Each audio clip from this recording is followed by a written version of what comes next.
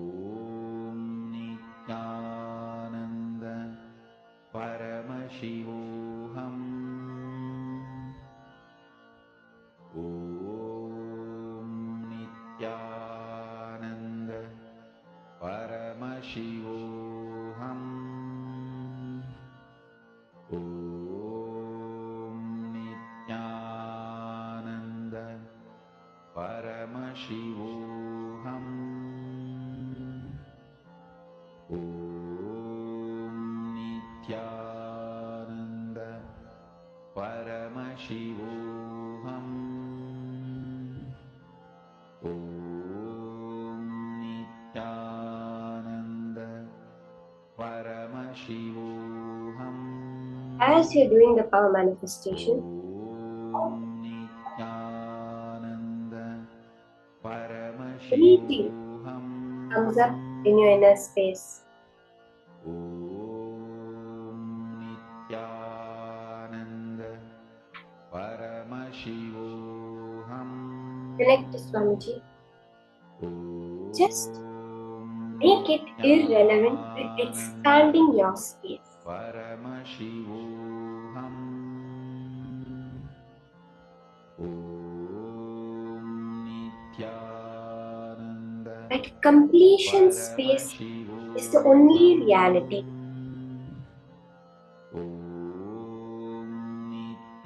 Whether we look at the universal scale, we see that what we call matter makes up only 5% to 3% of this known universe. Everything else is what is unknown to science as dark matter and dark energy. Whether we look at it at the large scale, as I was saying, whether we look at it at the large scale, we see that what we know as physical matter makes up only 3 to 5% of the universe. The rest of it is dark matter and dark energy, yet not understood by science. Or whether we delve into the deepest recesses of the atom, we see that it's also 99.999% space. Where is the matter? There is no matter the way we understand it. All we call matter also, they say, is wave-particle duality. The observer is what makes it as a particle. You are the space, the quantum vacuum fluctuations, that pure energy, Paramashiva is you. Anything that's telling you you are not that, anything that is connecting back to matter is what we are unclutching from. When you just look at the larger picture, it all becomes completely irrelevant to you.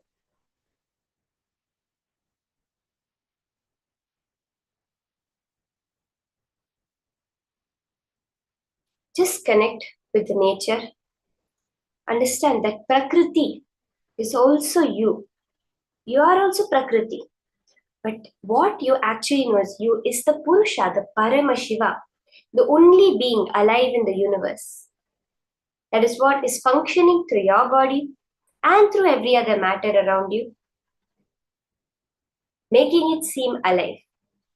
So when you connect to your original nature, look at every thought coming up, at every situation coming up. Where is my space dimension within that? Connecting to that and making the power manifestation happen. You can now verify, you can look around, open your phone, look back, see the change in the temperature, call your friend, ask them to take a picture outside their window. Let's all do this.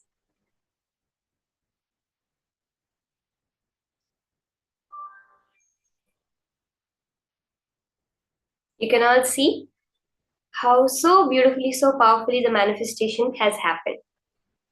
Now we are going to be entering into the next session, Powerful Cognitions from Swamiji, which is exactly the science of Ganga. What makes Ganga so powerful? It is the will persistence, that Paramātma Śakti, as Swamiji says. We are going to be understanding what is will persistence, why will persistence, and how we can manifest anything we want like Ganga with will persistence. Let's now enter into these higher powerful cognitions from Swamiji himself.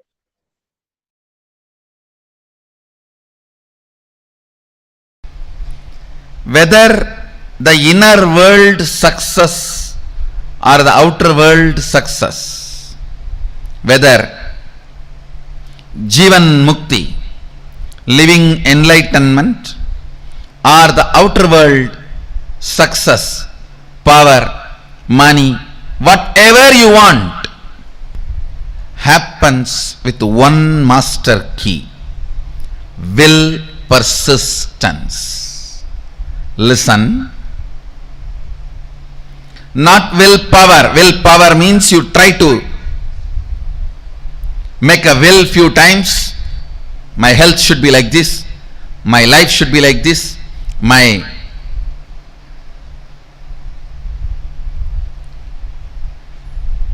business should be like this. You make few will with the clear idea it is not going to be successful.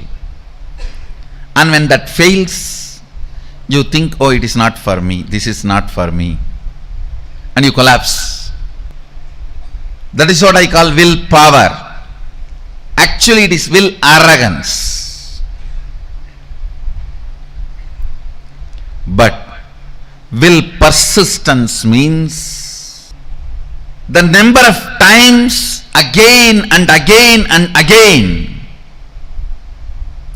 your ability to create the will intensely is will persistence.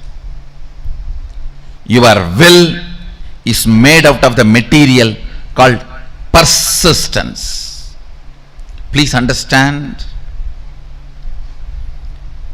water in the Ganga breaks the Himalayas not because of power but because of persistence. Not because of power but because of persistence. Whether it is the inner world, enlightenment, or outer world success like money, name and fame, power, health, relationships, whatever you want, inner world or outer world, the master key is will persistence, not willpower. Willpower will always make you feel you are a failure. Will persistence manifests the real willpower and it will make you always successful. Understand?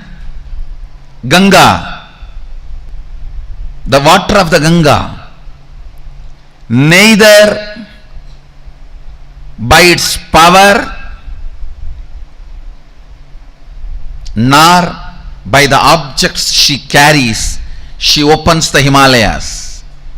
It is just by her persistence she opens Himalayas. Just by her persistence she opens Himalayas. Understand? Will persistence, not willpower. Whenever you use willpower, it has to happen. It has to happen immediately. Always you have the shade. No, if it's not, what will I? It means already you planned for failure. And when it collapses, you are confirming this willpower and all is not going to work for you. You don't have, either you don't have willpower, or you feel that will not work for you, or you will feel that is only for others, or you will feel this much only is me, it may be for others. Only when you know the science, why it works, when it works, and when it does not work. That is the only when you know when it works, when it does not work, why it works, why it does not work, you start living enlightenment. Listen carefully. Will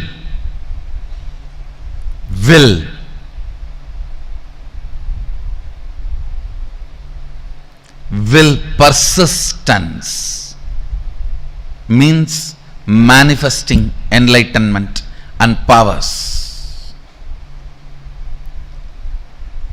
If you decide to persist, that moment power starts manifesting. You don't even need to spend your whole life on persistence. Persistence is your decision without self-doubt. Persistence is your decision to persist. Persistence is your decision to persist and being sure about it. Willpower, when you use just will, you are not sure about you. What will happen if it goes this way or that way? With will persistence, you are sure anyhow how you are going to be. Look at every step in your life. All your patterns of withdrawing from life, all your decisions to withdraw from the life comes from your will arrogant decisions.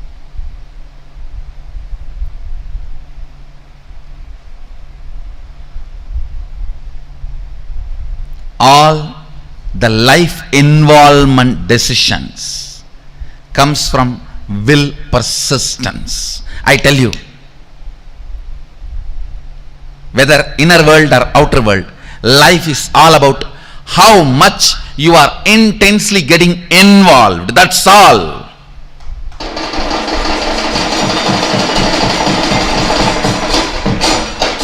The intensity with which you get involved with the life.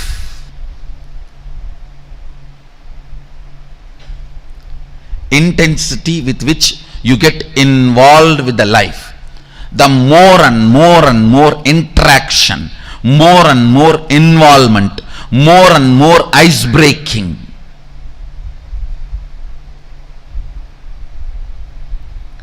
Will persistence is all about life. Life is all about will persistence.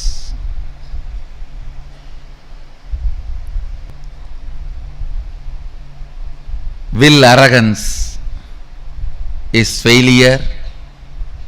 Will arrogance means I'll try to create a will. If it is successful, then I'll believe this philosophy. If it fails, if it does not click, then I think this philosophy is not for me. This does not work for me. Or I think this does not work for anybody. All this is what I call will arrogance. Let me check out how it looks, how it feels. The one and only way you will build will persistence is through Sangha. Sangha teaches you the science of will persistence.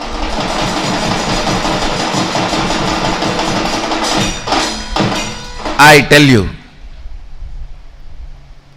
stupid are those who say, oh, what is there in building temple outside? God is everywhere.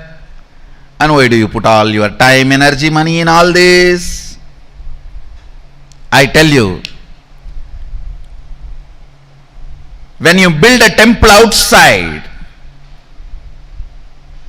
all the things required for it, creating a Sangha, creating, inspiring people, enriching, causing, everything, teaches you the science of will persistence, and you become enlightened. By the time Sadashiva sits on the temple you built outside, he already is sitting on the temple which you built inside.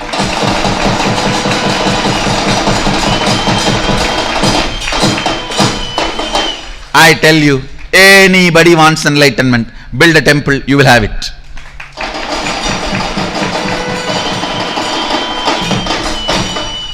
Because building temple is not a joke. You need to work with so many people. So much of involvement with life is required. And I also commit with you guys. Get involved with life. Get involved with Sangha in a very organized, systematic way. I am responsible for your enlightenment and manifesting powers. When I say I'll do it. When I say I'll do it. Will persistence does not take time as you think before practicing will persistence. You always think, oh God, will persistence means I have to persist whole life. Actually, your whole life is nothing but the moment you have in your hand. Persist in that few moments you have in your hand. That's all is required.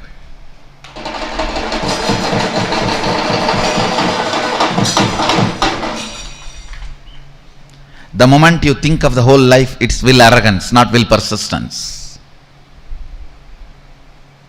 The moment you decide will persistence, simply you start manifesting Sadashiva.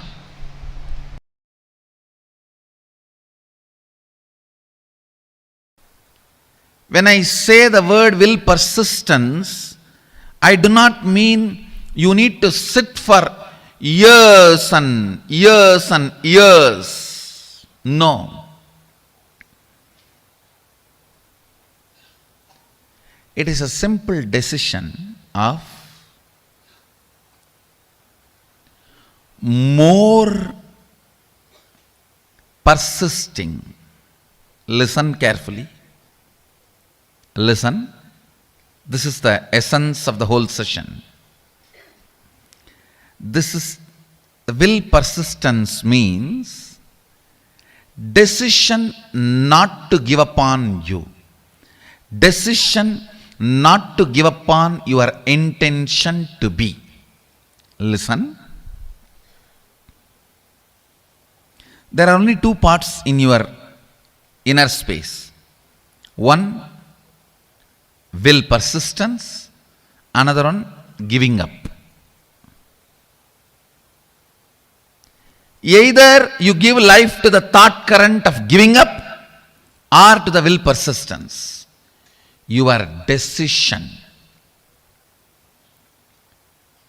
to give life only to will persistence and not to give life to giving up thought current is all I call will persistence.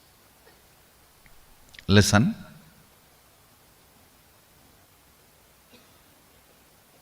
Actually, it's too easy. The truth is, it's too easy. Because you are giving life to giving up thought current, then persistence.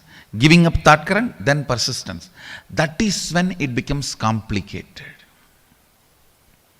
It is like you create a terrorist group for some purpose and then you send your army to kill them. You create a terrorist group and then you send your army to kill them.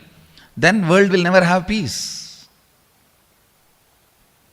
In your inner space, you do the same political game. For right or wrong reasons. For good or bad. You support giving up pattern. You cherish, sometimes without even you knowing. Only when you are about to fail, collapse, you wake up, oh, not this, not this.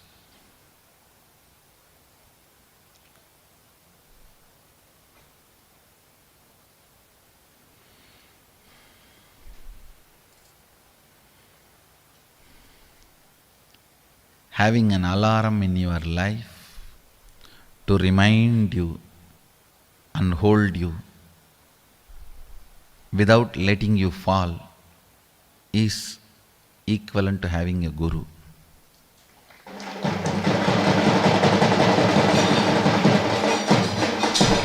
Guru is all about that only. An alarm which rings every day between 8 to 9.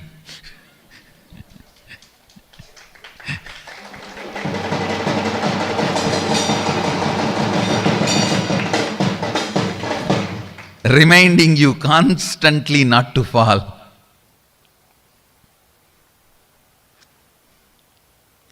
And empower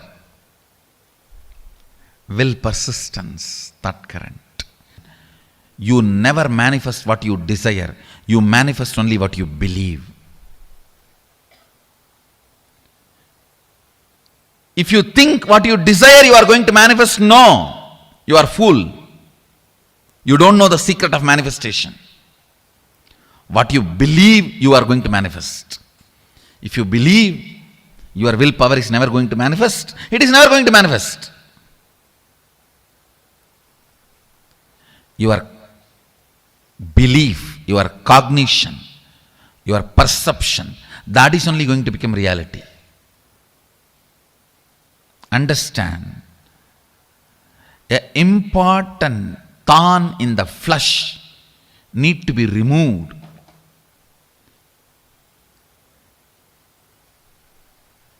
The pain point need to be removed from your inner spaces.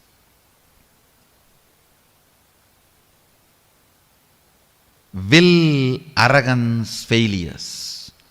All your failures, whether you prayed and did not get. You see, prayer is nothing but making a will. You prayed to God something and did not get it. Or you sincerely tried and did not achieve it. Or you created a space and it did not become reality. All this and all the pains accumulated around this is all about will arrogance. Listen, it is all about will arrogance. All your failures, whether you failed in your own sadhana, spiritual practice, or you failed in your prayers, you failed in your efforts, you failed in situations, relationships, life, everything is will arrogance.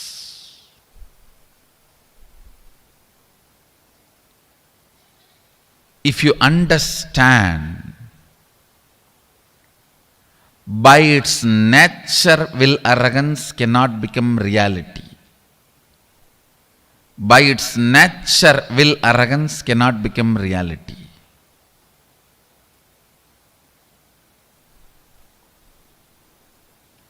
Only will persistence can become reality. So much of healing will happen inside you. Today I wanted all of you to do this as an assignment. All the situations you feel you have failed, frustrated, hopeless, list from the time you remember you. From the time you remember you, list and find out how your will arrogance failed you in that situation. How your will arrogance was the main reason why you failed. This understanding and then completing with this pattern of struggling with will arrogance and deciding to have will persistence. Your will arrogance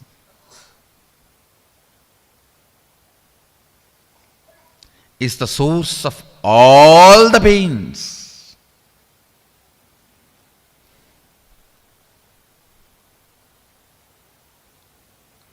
If you can internalize this one truth today,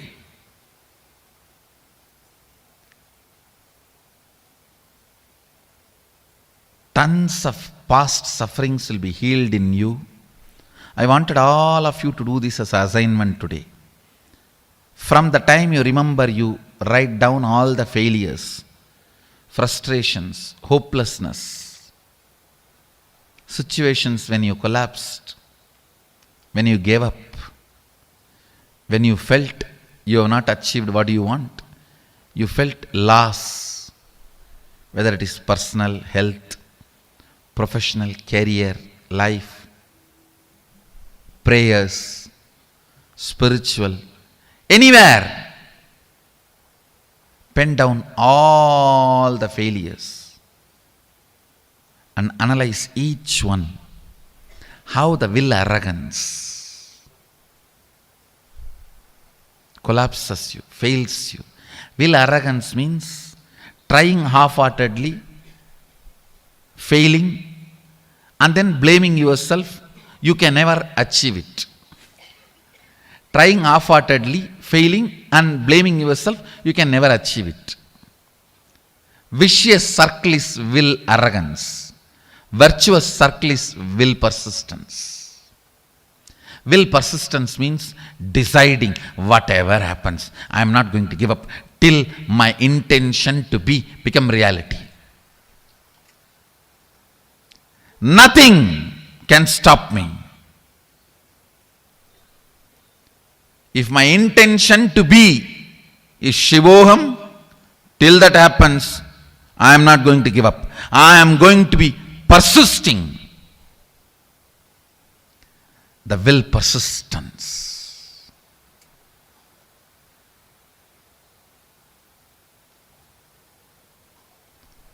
Whatever may be your intention to be,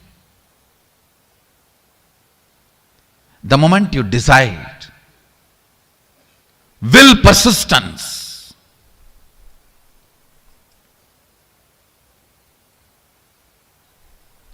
you will see so much of healing, healing, healing, powerfulness, powerfulness, powerfulness.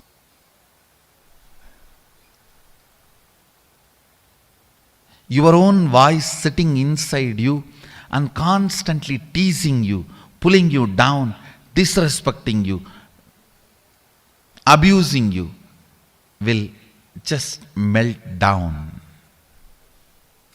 You don't have any other enemy other than your own will arrogance voice from inside.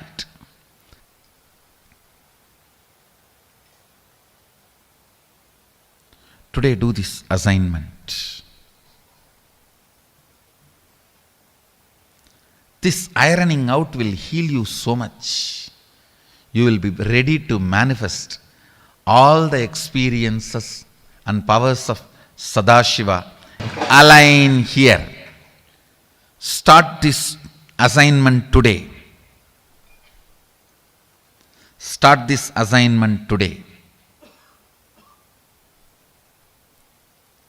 To complete with all the pains, ideas, neurological, psychological, physiological, physical, hormonal ups and downs you generated in you, which goes on trying to make you believe falsely that you are not your intention to be. Complete all of that. After finishing the assignment, you will simply understand it is just dash dash dumped on you by your will arrogant lifestyle. Actually, I want you to do the assignment here. Sit here, and after this session, do the assignment. I'll help you complete here.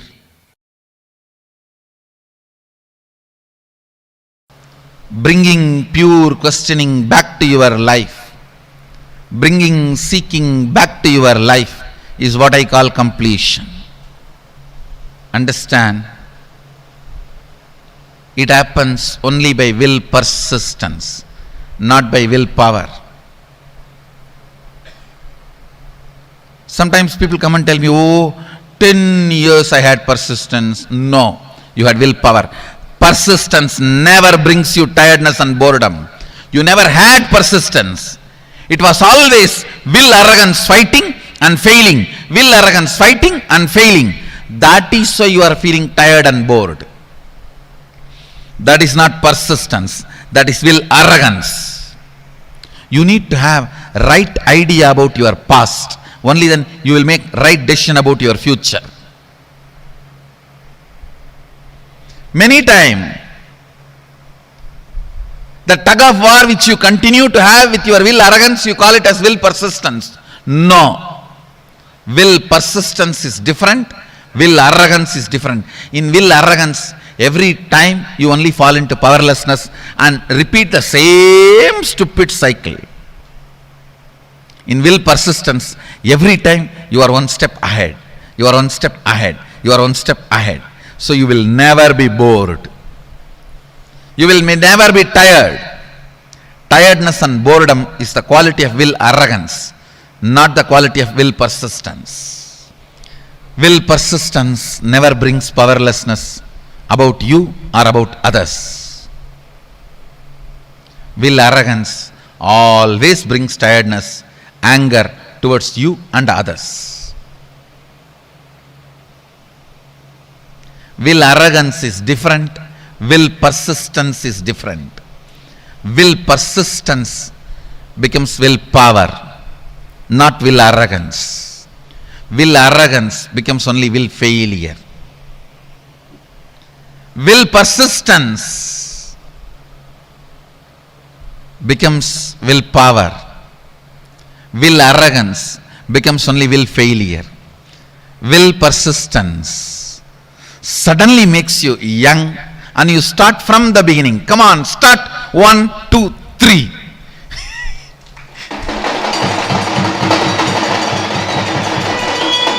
Will arrogance makes you feel tired about even the things which you never practiced, but just you imagine you tried. I tried.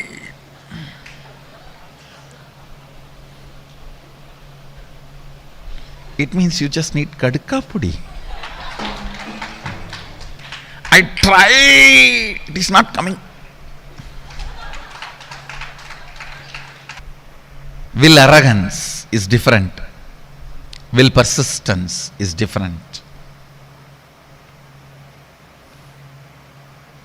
Persist. Persist. Persist. Naham manye suveteti. Nona veteti vetacha. Yonastat veda. Tatveda nona vedeti vedacha. You may know something, you may not know something. Knowing what you know and knowing what you don't know is itself knowledge. Will persistence, will persistence, will persistence.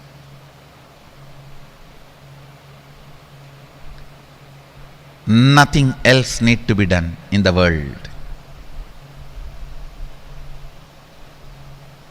Just the will persistence will awaken you to you, will raise you to you, will make you realize you to you. Naham manye suvedeti, nona vedeti vedacha, yonastat vedatat veda, nona vedeti vedacha. More and more things you embody, more and more you will know. More and more will persistence happens. More and more will arrogance gets completed.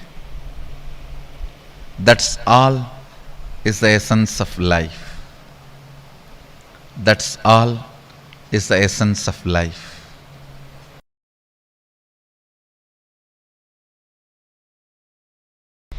At certain level,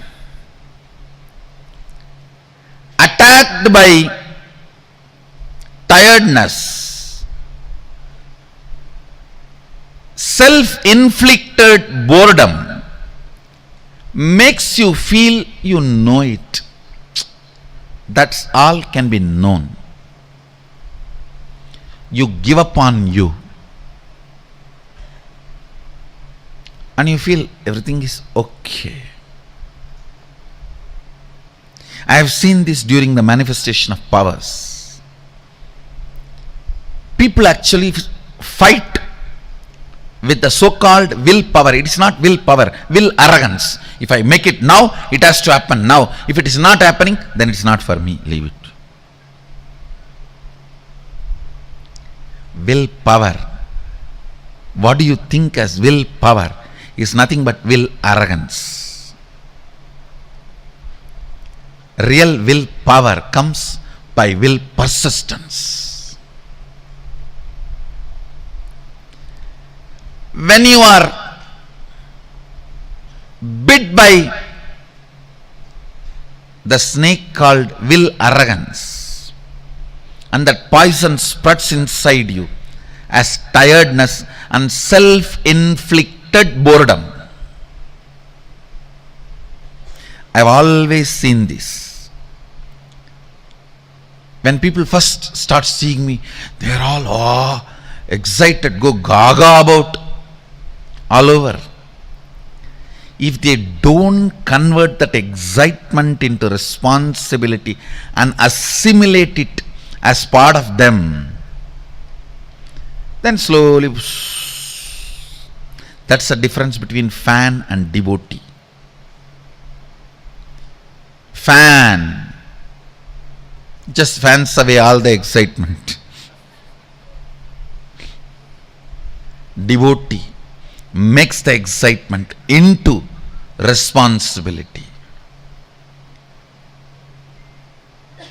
Whoever has converted their excitement and devotion into responsibility, they will never be bitten by tiredness and self-inflicted boredom.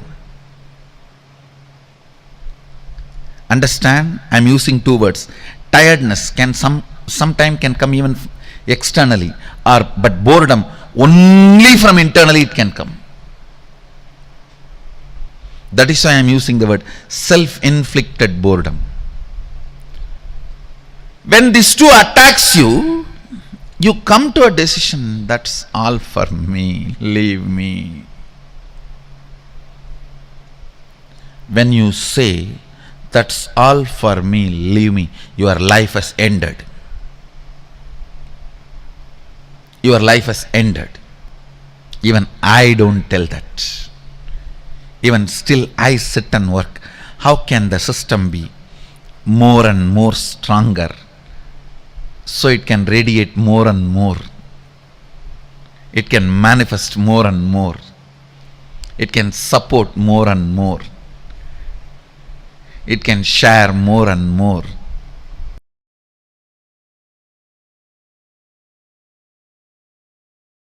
Intense will persistence raises you from your Jakrat, wakeful state, to awakened state, from awakened state to alive state. There are 5 states of consciousness. Waking state, which all of you are now in. Above this state is awakened state, Turiya. Alive state, Turiya Atita. Below the waking state is dream state and deep sleep state. Listen. Waking state. Jakrat. In Sanskrit we call it Jakrat. English, waking state. Below this waking state is dream state, Swapna. Below the Swapna, deep sleep state, Sushupti. Sushupti, deep sleep. Swapna, dream. Jakrat, waking state. Turiya, awakened state. Turiyatita, alive state. These 5 layers or 5 levels of states of your consciousness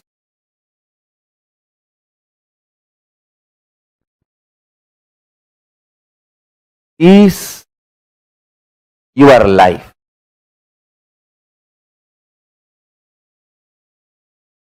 Intensity, intensely awakened state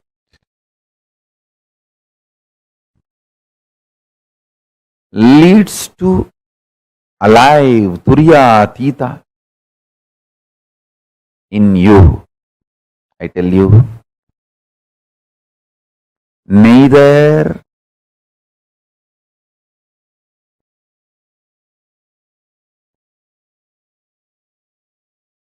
what you consider as external achievements, nor the external capabilities can define you. They can all be one of your glories, like one ornament, but they cannot be the definition of you. Definition of you is in which state you feel cute about you. Do you feel very cute about you sleeping all the time? Or do you feel very cute about your dream state? Do you feel very cute about your waking state? Or do you feel very cute about your awakened state? Or do you feel very cute about your alive, all-powerful state? In which state you feel very cute about you all matters. Stop wasting your energy in making others feel cute about you. Understand, the whole world is stupid, dash, dash, dash, frustrated, beep, beep, beep, beep, beep, beep, beep, beep. Understand? Nobody feels cute even about themselves. Why will they feel cute about you? Just dump the shit of putting your energy and attention, time, treasure, talent in making others feel cute about you. Pooh.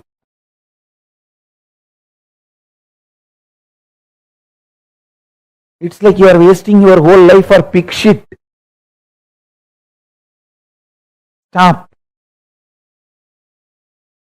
Decide in which state you feel cute about you. That's all is life.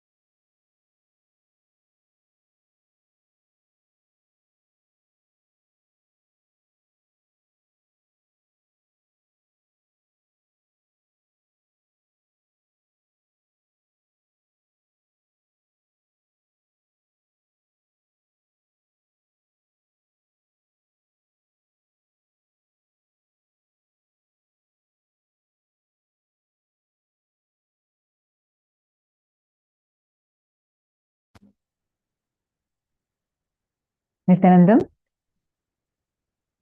very, very beautifully Swamiji explained to us one of the key ingredients of our life, which is will persistence. Paramatma Shakti, will persistence. How many of you understood about how, because of tiredness, boredom, self-inflicted boredom, we literally give up on life? How many of you understood that part? And how many of you understood that by constant remembrance of our past failures, we literally give up on ourselves and feel like, I know everything that needs to be known? How many of you understood all these areas that Swamiji so precisely explained?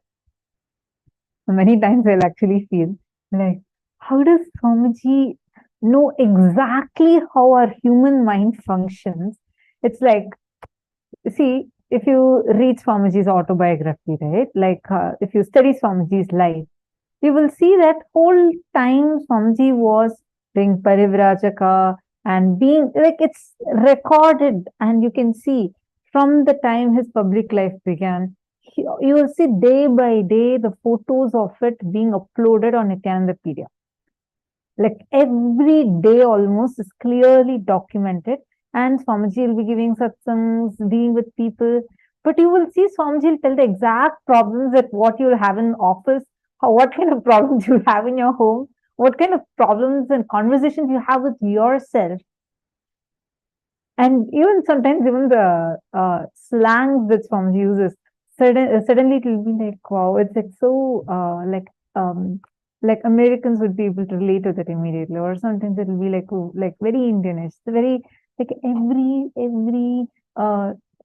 every type of people, all of us, irrespective of our age groups, irrespective of where we are from, you'll just see that, it's so relatable.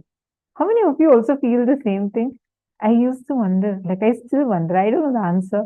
Of course, Swamiji is avatar, but I mean, how does he know how exactly this fight happens between the husband and wife? How you feel about your boss, how you feel about your colleague. He literally tell your mind voice to you when he makes these jokes. See, Swamiji knows how exactly our human mind functions, what kind of words we use on ourselves. How many of you clearly understood this part, this powerful explanation about will persistence?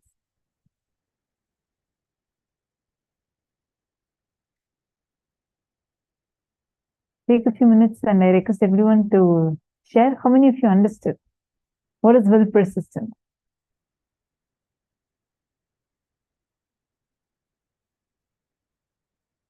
See, Ganga breaks Himalayas not because of force, but by persistence, will persistence. Will persistence is your decision without self-doubt. Will arrogance is, let me check out how it looks. Will persistence is without giving up, without letting your self-doubt, self-hatred, or past hangovers affecting your decision. Just deciding to make it happen. And this will persistence is made of bliss material. So more and more you learn to be blissful, more and more you will have will persistence. Take a few minutes and write down the qualities of will arrogance and will persistence. For example, will arrogance has tiredness, boredom, powerlessness about self, powerlessness about others, anger towards self, anger towards others, feeling that all that is known is already known. That's all can be known, and makes you withdraw from life. Qualities of will persistence are more youthful, energy to restart from beginning, powerfulness about you and others, causes manifesting powers and enlightenment immediately, and brings intense life involvement. Now please take a few minutes and I request everyone to please pen this down.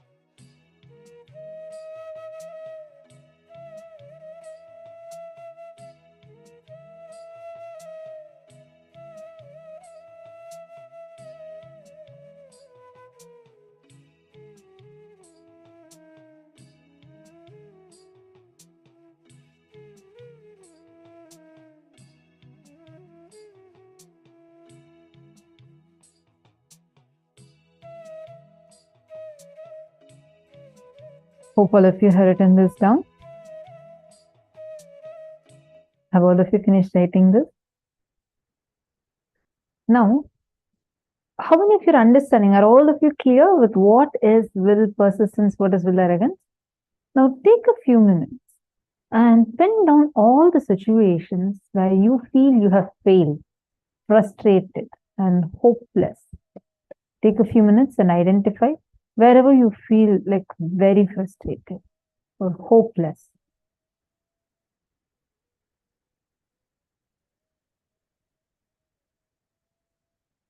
Shane Dennis, are you able to see us? I just saw your comment on YouTube. I see that you're not able to see us clearly. Shane Dennis.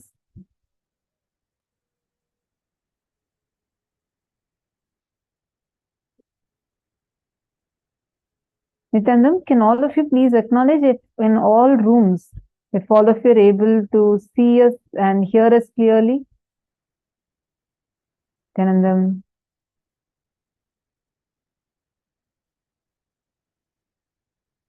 In all the rooms, Nithyananda, all the participants, are all of you able to see us and hear us clearly?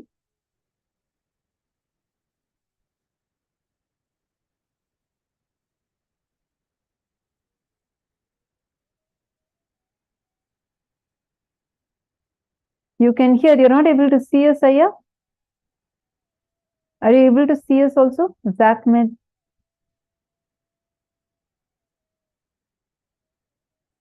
Okay, you can clearly. Okay. If any of you have any issues, please let us know. Okay, thank you. See, first thing are all of you understanding about will arrogance and will persistence. Many times we all get stuck with this. Will arrogance stops us from experiencing so many good things in our life.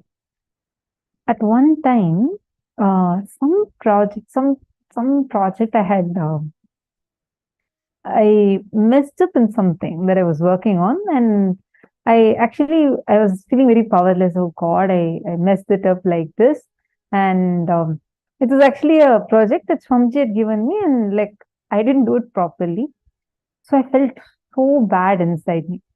I felt like, God, I messed this up and I have not done this properly. I feel like I failed in this. So these kind of statements are running inside. Then these kind of statements are running inside me. Then one day, some conversations I expressed this to Swamiji. And then Swamiji was like, suddenly Swamiji became so strong, and Swamiji was like, what is failure? There is nothing called failure. Only your decision to stop is what you call as failure. Otherwise, all failures are your path to success. All failures are your path to success. There can no one be successful who have not failed. Only when you decide to give up, it is called failure. Know yourself. Powerful for me. I was like, God, yes. How? Like when I was declaring in that dimension, that's it. Like I failed in this. I can't do.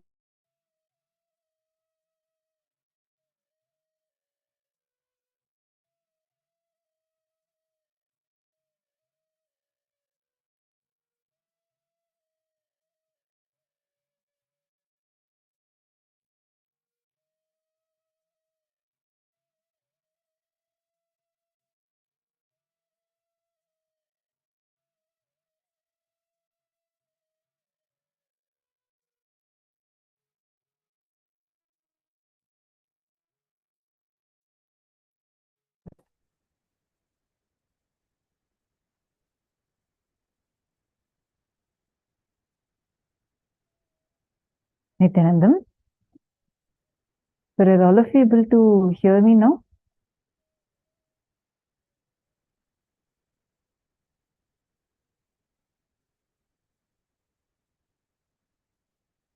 Are all of you able to see me and hear me now?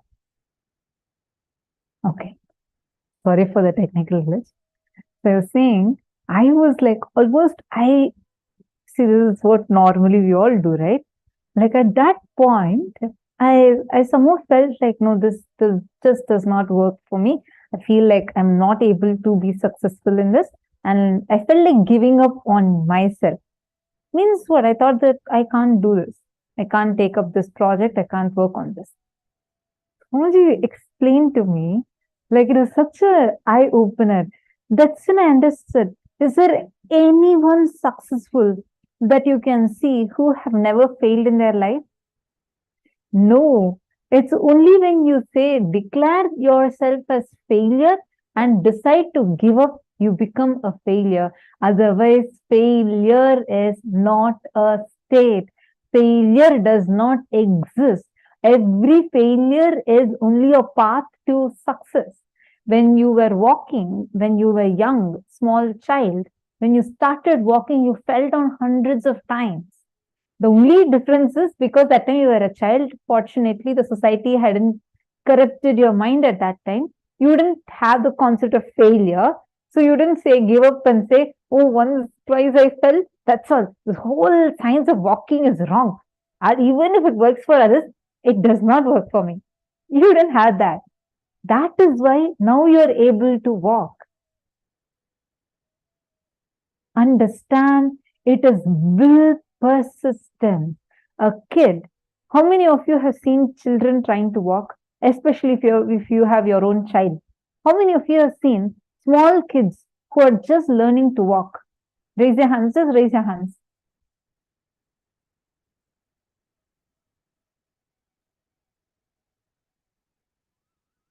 That's all. Only so many of you. Now I see more hands here. Okay. So you all have seen how kids fall when they walk? Have you seen how many times they fall? They keep falling and getting up, falling and getting up, falling and getting up. Do they give up? No, because there's a clear decision that no matter what, they want to walk. So they do not give up. And Swamiji told this. It was just so amazing. Just too amazing. And Swamiji gave me this powerful cognition. Swamiji said, there is nothing called failure that exists. Failure does not exist. Failure is not a state. It's only when you decide to give up, when you decide that, okay, no more, this will work for me. That is what is failure. This actually really helped me a lot. I feel so blessed. So many times it's like having Paramashiva as your own father. Like this is one of the ways, right? Like many dimensions of Swamiji we experience. This is one of the dimensions. How personally, for everything, Swamiji will not let us have even one low cognition, low inner image about ourselves. Whatever is the pattern, whatever is the thing, he will make sure that we get completed. Especially being around Swamiji as Swamiji's sannyasi. Oh God, life is so magical like that. See, we all experience Swamiji's mystical dimensions. How Swamiji is like, like as a cosmic form. Each of us get experience that. You want some miracles to happen, Swamiji makes it happen. We've all experienced this. But when Swamiji is your own father, that is exactly the life of sannyas.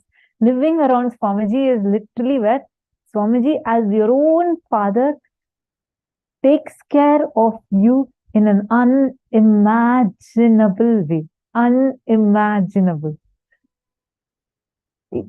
Like even one powerlessness. See, many times people ask, okay, so if you're a sannyasi, you're not allowed to cry, you're not allowed to be powerless. So then, only such people who are all like great people can become sannyasis. Not really. You would be trained to experience that. See, the way how Swamiji trained, I still remember, like once when I was powerless about something, I was almost crying for something. So compassionately, Swamiji called me and Swamiji spoke to me. And Swamiji made me understand, okay, you didn't have this, so now you're crying. I said, yes, Swamiji, I wanted like this, but I did like this, I messed up like this. And then Swamiji so patiently, Swamiji is walking me through. By you crying or by you going into powerlessness, are you going to get that? Zero. Then Swamiji, actually, I'm like trying to paraphrase it. Swamiji explained to me, made me see through what I was holding on to, how it is delusional, and how to actually, if I want to be successful, what do I need to do instead of beating myself up? How I need to come out of it. Like this is exactly how, like life around Swamiji is just so juicy and so sweet. Like in every level, Swamiji is there with you. Because whenever this will persistence topic we have in the program, I always remember this incident where Swamiji explained to me about how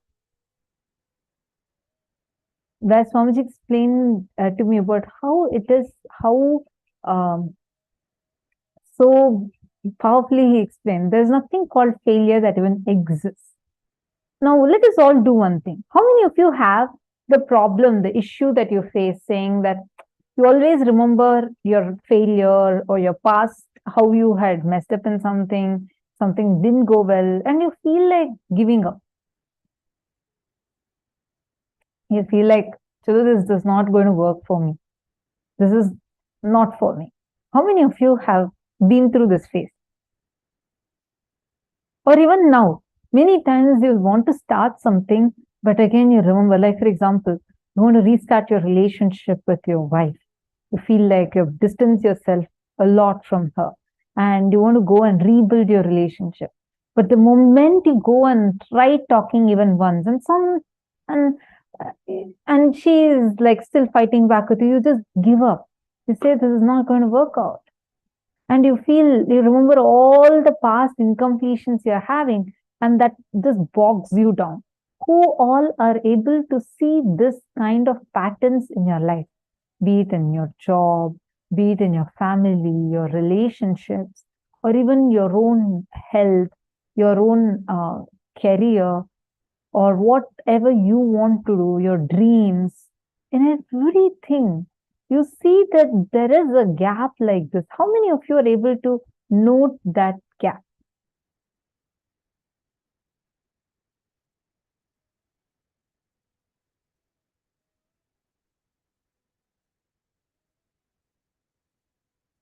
Good. Very good. I see a few of you saying you're able to identify it. I'm able to identify. Yes, yes. Good. We're actually in about 10 rooms. So if any of you have asked any questions, you can just again just put, we only see the chats mainly. So if you have any questions in any of these things, please put it as question in capital letters, question, and then post your question. And see the pattern regularly. Good that all of you are identifying, because all of us have it. See, the society corrupts us, meaning you can't literally blame someone. But unfortunately, right now, this has become a human mindset. The will persistence level has gone so low, and we all feel like, giving up on things so easily, and we think it is freedom to be so. No. This pattern is coming because you're holding on to your past pains, the failure pains so deeply inside of you. The other day I was sharing, for me, when I came to Gurukul the first time, really when I got the role of being a leader for a group of kids, I was new. My whole pattern from a much younger age, where I became the class leader and then I started losing many friends, And I felt like that's the same thing that's going to happen. It was not even clearly logical for me. It was just the reaction that I had experienced few years back had just replayed inside me. It was like a deep pain, which I felt like I wouldn't be able to do this. And I really did not do it. Like I started, I thought, okay, it's okay. I'm not going to go give much importance to my mind. I tried, but I failed. It didn't work out for me. Once again, the exact fear I had that people won't talk to me, that's exactly what happened. But I understood. Swamiji explains so beautifully how that's why it's self-fulfilling negative prophecies. We declare something. We hold on to our past. We hold on to, okay, this is what had happened to me in my past. So now I hold on to that. Then I work to make that only into reality. Because when I constantly remember that, I'm replaying that inside me so many times that exact reactions, I will not be able to get involved in life fully. I'll do the exact same mistakes I had done in the past, and the same results will again happen. Then we'll say, oh, look, I told myself, I knew it, I will fail. And look, I failed. Am I right? We all carry this, correct? This part is what is called as will arrogance. Now, first step for coming out of this, please pen down the past failure pains that all of us are carrying inside us. I see many participants on YouTube also. You all can keep posting in the comment section if you have any doubts. Okay, now let us all take a few minutes and please pen down from that time you remember you. Find out how your will arrogance failed you in each situation. How your will arrogance was the main reason why you failed. For example, you and your friend started your first business. Like he started his own business, you started your own business. Okay, I have a question. Pankaj Kankaraya has posted, now I fell badly, burnt out. What to do in that state? First step, Pankaj Kankaraya, this is for you. Write down what exactly happened. Write down as it is. Whatever frustration, anger, feeling hopeless, feeling burnt out that you're feeling inside of you. Express everything and write down. You don't need to post it anywhere. This is for you. You're going to write down in your book. But write it down elaborately.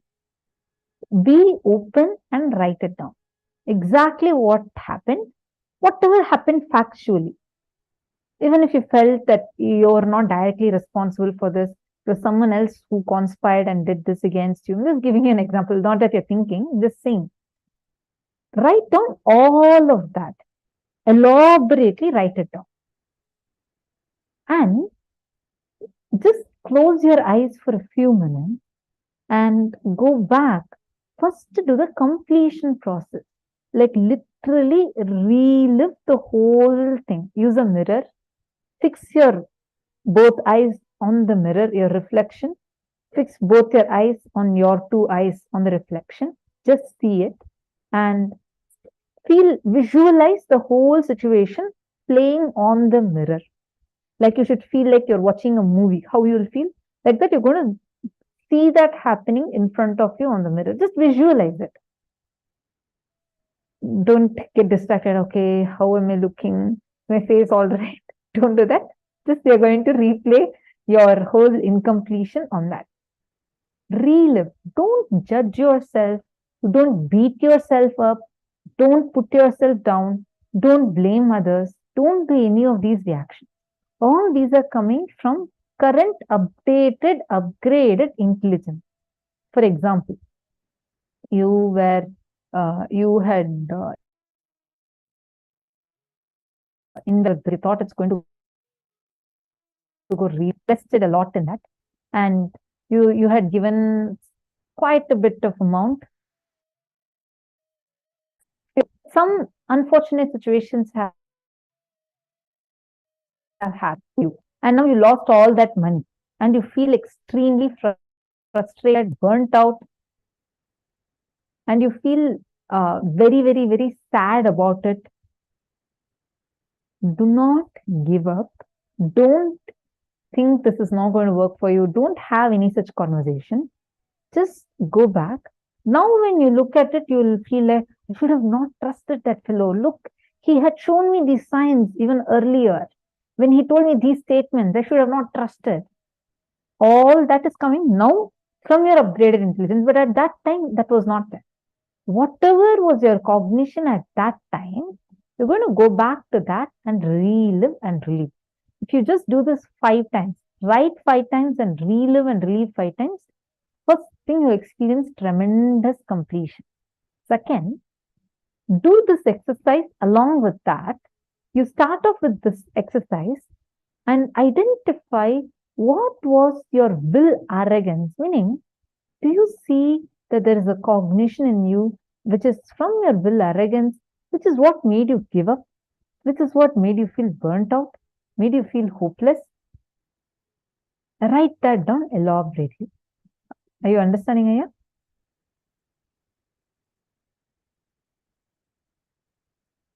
Okay, wonderful. Now, let us all start the exercise.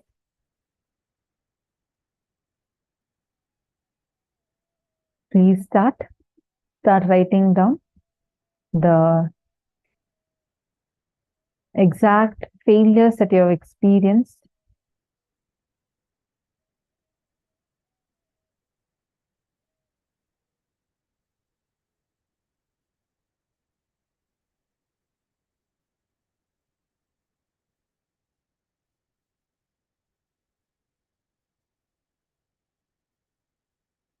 Istak has posted, powerful click. What a blessing to have a guru who gives us right cognition. Every failure is a step to succeed. To reinitiate fresh. Thank you for sharing your personal experiences with Swamiji and Gurukul. I really love them. They're so inspiring. Nithyananda Jnana Yogini. Failure does not exist with powerful cognition. That's what I'm saying, right? Like, I feel so blessed to be part of Swamiji's Gurukul. Like, literally having what we are experiencing in the program as Swamiji is like just few dimensions of Swamiji. How Swamiji is with the sannyasis, like literally, even if we say, I still remember one kid went and asked Swamiji, I like snow a lot, Swamiji. Swamiji was laughing and Swamiji said, okay. And then he said, Swamiji, can you make it snow? This is a small kid. He was, I think, about 7 years old. So Swamiji was sitting, and then this kid, Gurukul kid, he walked up to Swamiji, and like Swamiji is actually sitting with all the kids. This is to be our time with Swamiji in Gurukul. Like Swamiji will come and sit, and the two were Swamiji will sit on, like, we had stacked up our manapalagai. Like, he'll just come casually walk and sit amongst the kids, children, like, and with us, he'll be talking to us, and he'll be playing with the kids. It'll be so nice. And one such time, Swamiji had come to Gurukul, and he was sitting, and each of us, he was teasing, playing with us. One of the kids, 7-8-year-old kid, he went up to Swamiji and asked, Swamiji, I like snow, and can you make it snow here? And Swamiji said, all right, tell me where. The kid said, okay, Swamiji, I want it in Sacred Arts. And Swamiji said, done. Tonight, you will have, it'll snow over there, and you'll actually experience the ice just falling. And that exactly happened. Like, that's the way how we live with Swamiji. Swamiji is just so, like this, like how Swamiji is, like having Paramashiva as your own father is just too sweet and too amazing. It's beyond how you can even think of. And the space that Swamiji will give, like as I was mentioning, even it's not that we don't experience powerlessness or anything. I mean, it's completely different scale. If you compare outside, it's completely different scale. But even the slightest of ups or downs, if we go through, Swamiji will be so compassionate. So compassionate. How, like literally, Swamiji will hold our hands and say, Kanu, okay, why are you crying? Are you going to get what you want? Do you think this powerlessness is creating the space to manifest what you want? He'll literally be holding our hands and talking and making sure we are completing. And he wouldn't stop just with that. Whatever we are powerless for, let's say if I just wanted something, I didn't get that. Swamiji will make sure that is also manifested. Even a simple desire you have, he'll make sure even that is fulfilled. It's just too sweet to experience Swamiji, especially being his Gurukul kid. It's just too sweet. And I still remember, like very casually, Swamiji will do miracles. If we ask something, he'll just say, "Okay, now come on, it's done. It'll happen." Like it'll just happen, and we know it. It won't even be a factor to be surprised about or anything like that, because you know that's your lifestyle. You'll just know it, even whether some small desire you have to big desire you have, everything, and even smallest powerlessness you go through, Swamiji will not leave you to be powerless or beat yourself down or give up on yourself. Never. Okay, so now let's all continue with the exercise.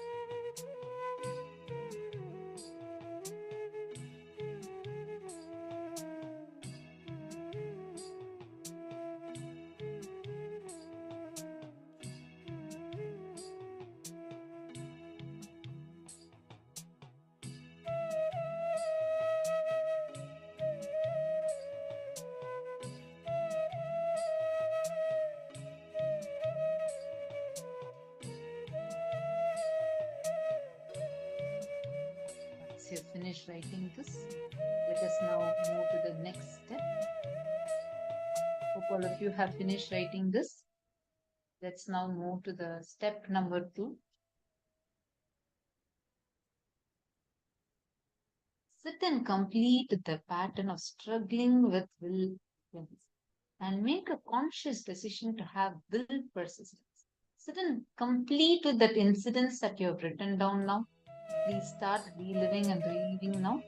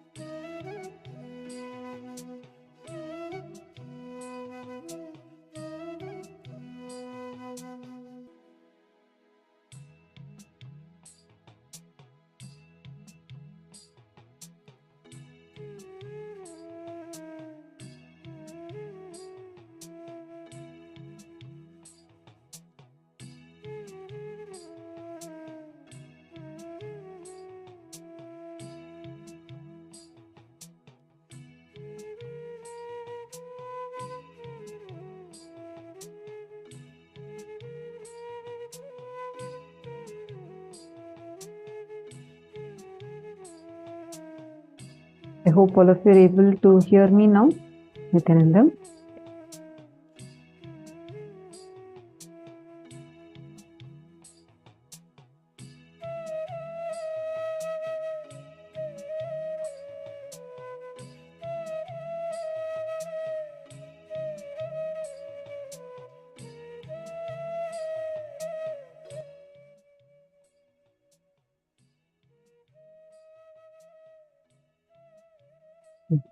Nithyananda. Hope all of you are able to see me and hear me now. Wonderful.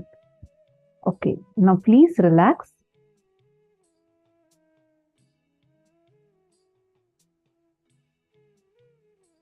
How many of you feel relieved just by doing this process of completion?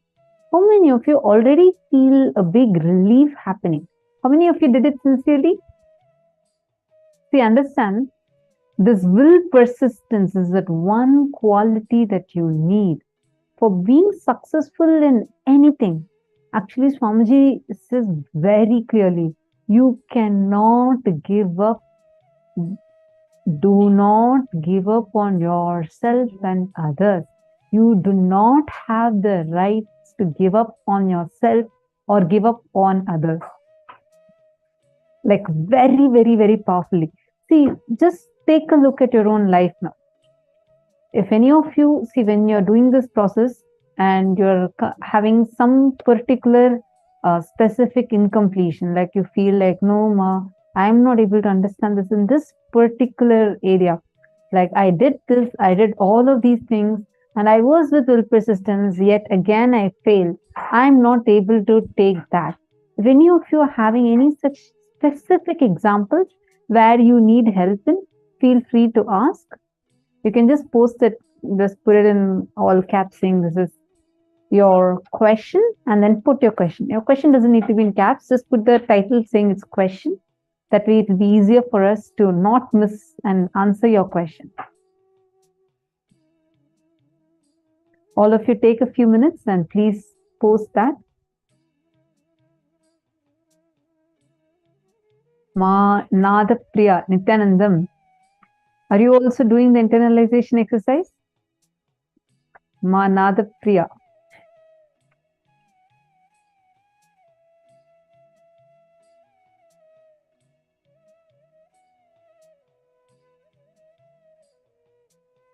I heard that you went around in all the Kailasas and also got the crown as Sarvanya Pita Yajaman. You got the crown as Sarvanya Pita Yajaman.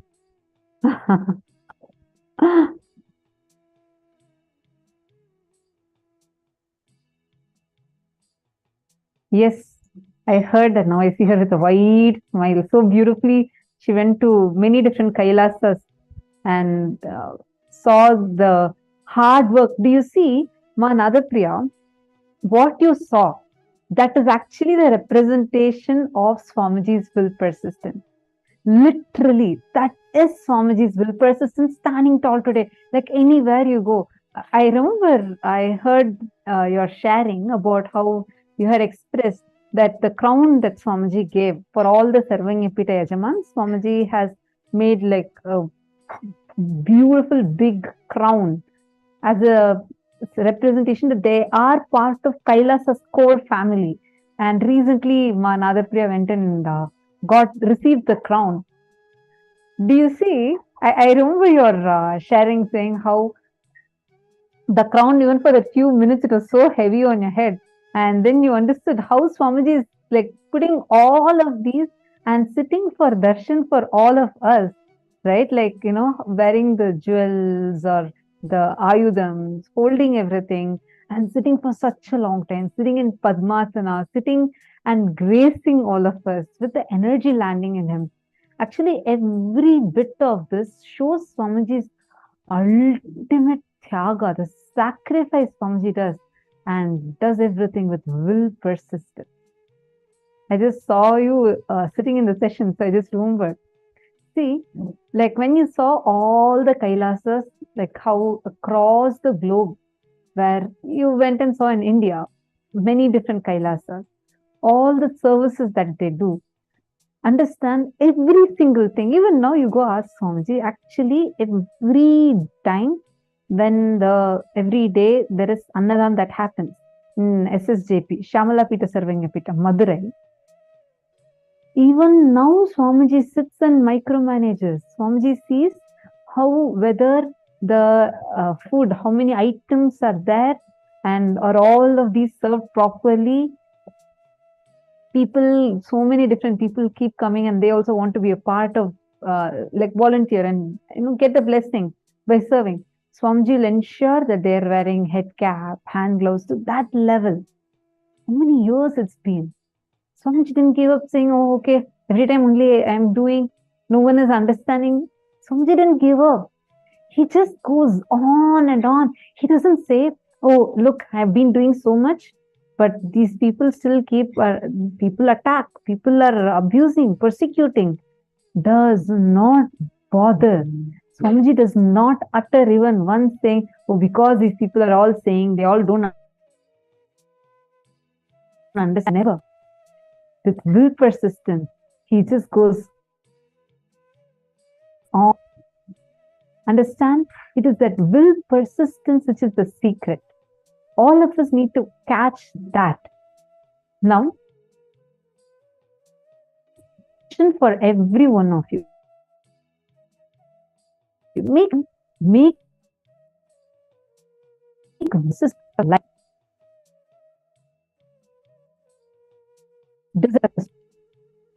Take a few minutes and make it as a declaration.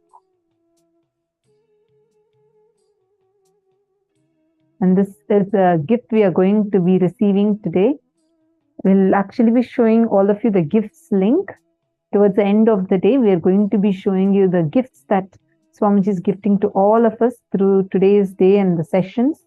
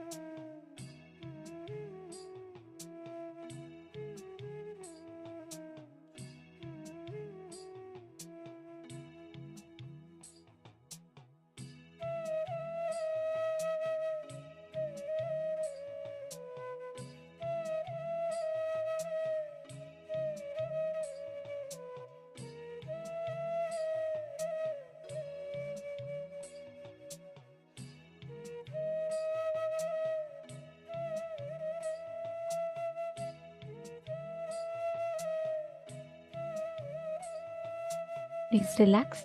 Yes, if you all have had enough time to go and grab your gifts, now we're going to be entering into the next session, the next part of the session. And in this part, we're going to be understanding and manifesting the power of being able to handle the Vatavarana. Okay, but before we start with this, I'd like to request all the participants here to first make a declaration with will persistence, with Paramatma Shakti. How many of you are declaring and how many of you are committing to manifest powers with that same will persistence? Dvitiya Vinyasa Krama is, yes, 308 yoga asanas. Yes, ma. How can we get our gifts? Ma Virupaksha, we will be, the gifts will be sent as an email, firstly. Secondly, we will be sharing the link to you all also tonight. So you will be getting the link towards end of the program, ma. Towards end of today's program. So you'll be getting the link. Ma Jennifer Poirier is ready. Ma Irene Lemos is ready. Ma Bhovati, how about you? Ma Bhovati, Ma Jocelyn, Ma Isabel, Ma Hongli Wong. Okay. Before we enter into the power, can I request each of you to pair up with a partner? Ma Parameshwari, you can connect to Ma Priyatma Swarupini, and Ma Hilde, you can connect to one of the participants.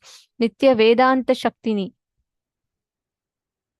you can connect to one of the participants. Ma Indra Dio Narayan, you can connect to one of the participants. I see your message. Let me check if you could please post which email ID exactly, because we typically send to the email ID that logs in to the program. So if you could please send your email ID, we will find out the issue. Can I request each of you to post, connect to a partner, and please post the names of your partner that you're connecting with.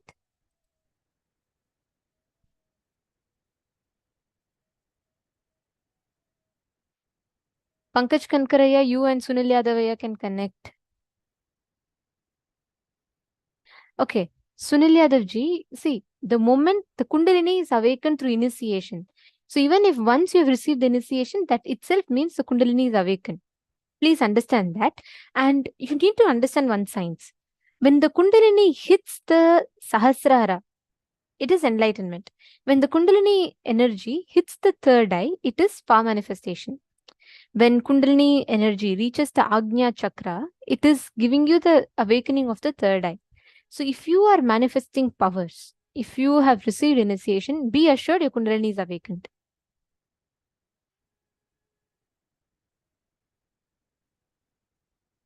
Okay, can I request each of you to connect? This is a very, very powerful process. So I just want to make sure none of you are missing it.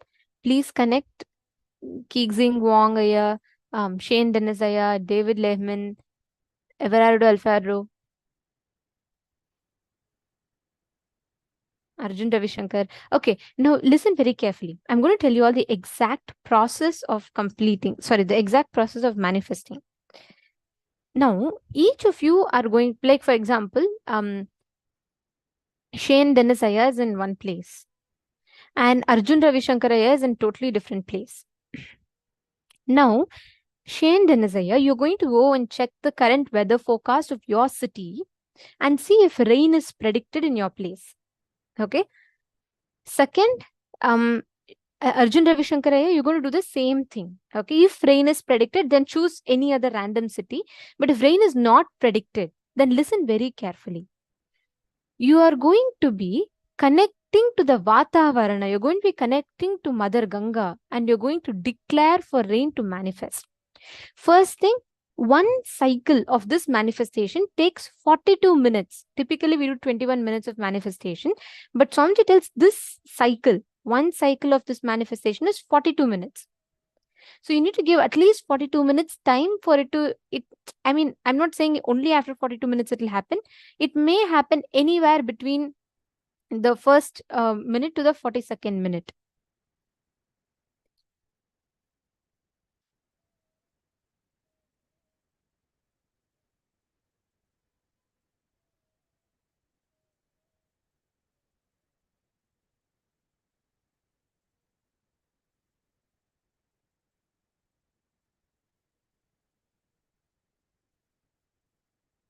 that 42 minutes, the whole manifestation will happen, right? So you need to give it at least that much of time to see it. But first, what you're going to do, you're going to do it in two levels, okay? You're going to do it in two types. One is for you to manifest, altering the temperature, right? Second is bringing rain.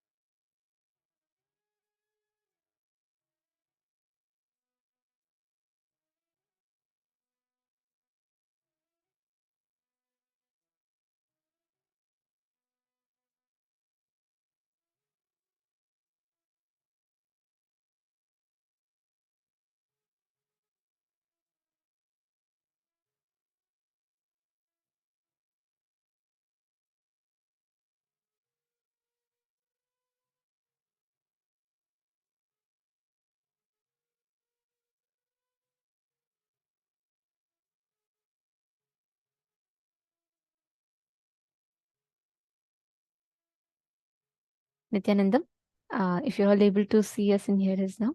Yes. Okay. Sorry for that. Just there was a small technical glitch. All right. So, like, I just wanted to explain to you all the signs of this power.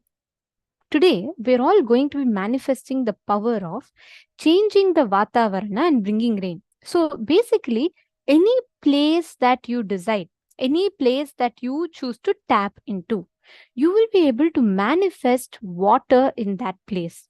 Like, let's say, any ground, okay? You go and tap that place and you just declare for Ma Ganga, Devi Ganga to appear from that place. You will see water will actually appear from that place. Okay, so now I just wanted to explain the signs to all of you. Now, each of you have chosen a partner, correct? If you're all connected to a partner, please can you put, yes, I have a partner?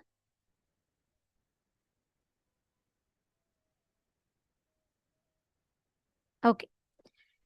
Now, you're going to be doing two things. Okay. Now, Ma Priyatma Swarupin, if you are manifesting with Ma Parameshwari, then you will be manifesting rain in her place. She will be manifesting rain in your city. First, the key thing is, both of you are going to alter the weather in your place.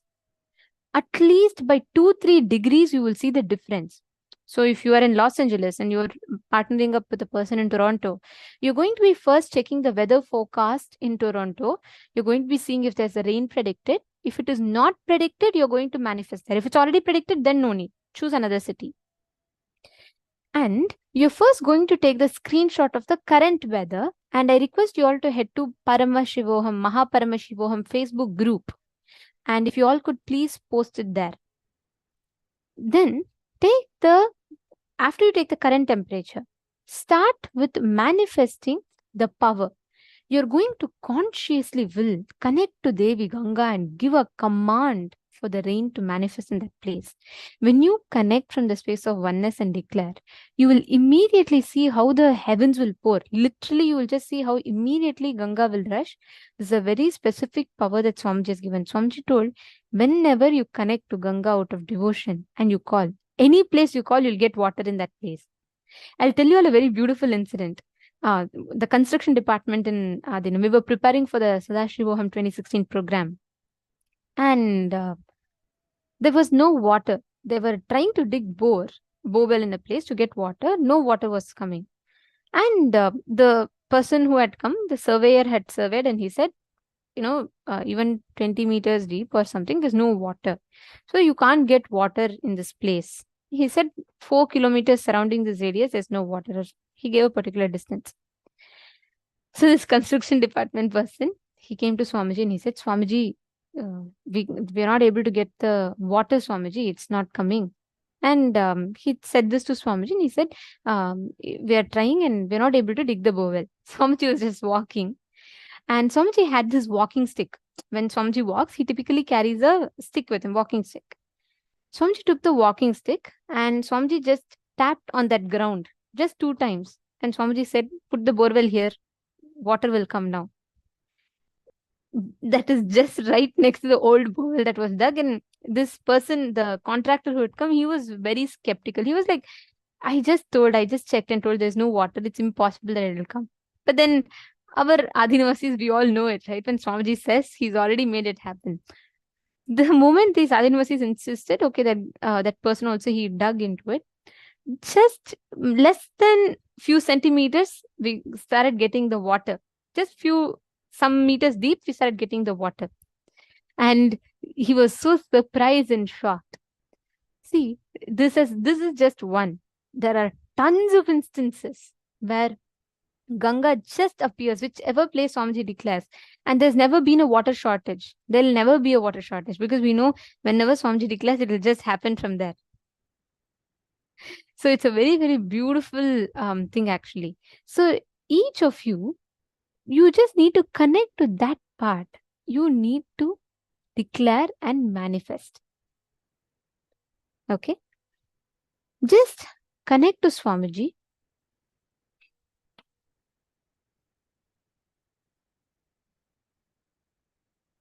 Chant the Mahavakya. And all of you, please take the current temperature measurement as it is. I will be posting the link. The support desk team will be posting the link to all of you in the chat of the Facebook group.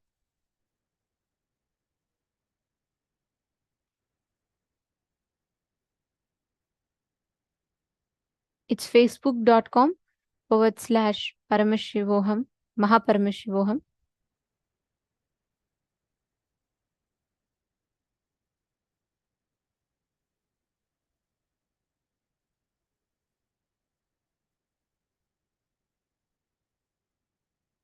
All of you head to Facebook. First, post the current measurement as it is. Whatever is the current temperature measurement, please post that.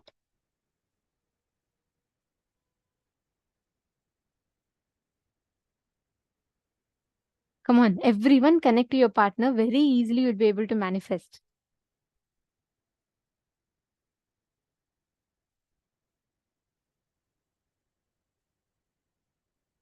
So it's facebook.com/groups/Paramashivoham. You will find this link in your chats. In the Zoom chats, the support desk team will be posting. And we request each of you to please head to that group. Facebook group and start with first posting your posting the current weather in each of those with the screenshot in the Facebook page. Can I request everyone to start with that?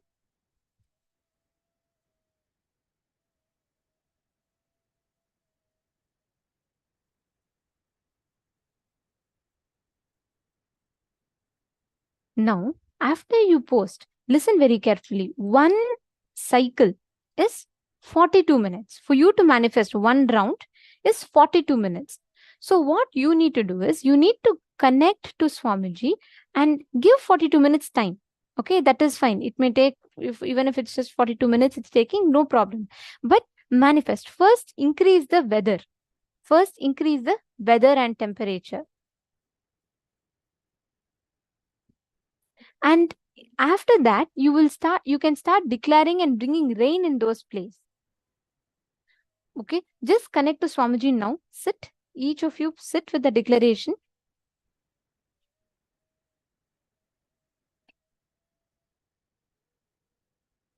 Chant the Mahavakya.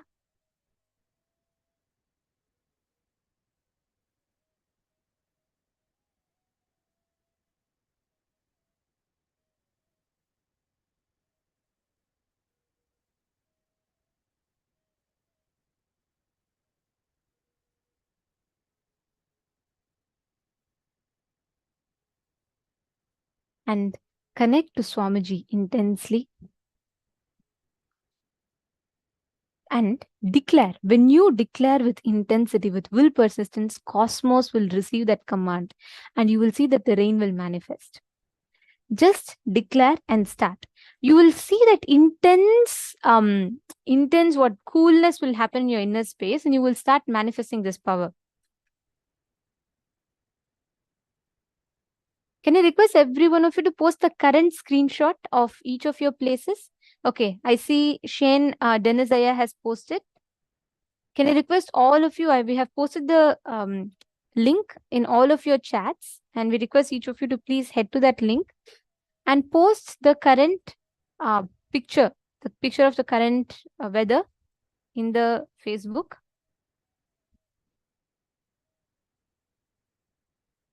Chant the Mahavakya. You will see instantly the whole manifestation will beautifully start happening. Come on, every one of you connect. Give at least 42 minutes time, but you do the process. You give the conscious command to it. After that, you give it 42 minutes to manifest, that is fine. But first, you give the conscious command for it to start manifesting.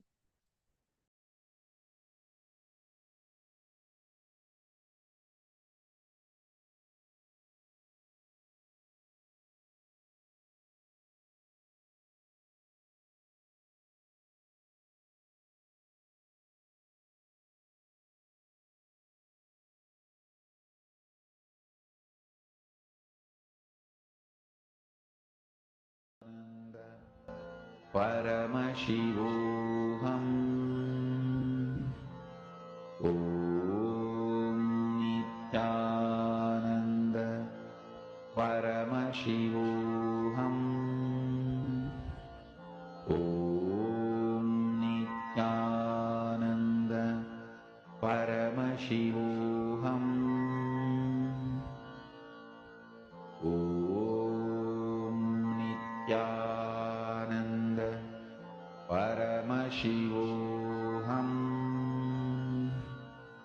Om Nithyananda Paramashivoham.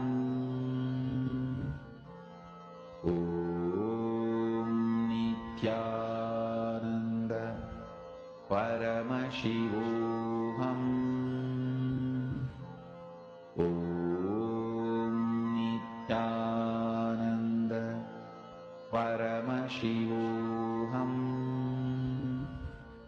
Om Nithyananda Paramashivoham.